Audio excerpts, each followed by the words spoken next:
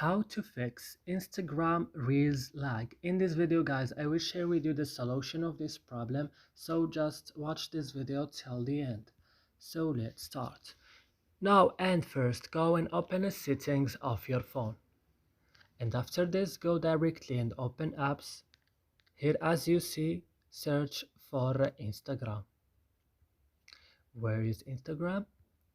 Click on each one you found it, then go to storage.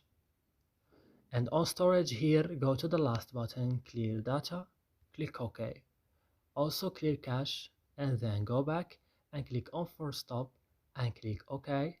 And now you have to go to Play Store and update your Instagram if it's not updated. And after this you have to restart your phone. So that's it. Guys, I hope this video is helpful for you. Don't forget to like and subscribe in our channel, and see you in another video.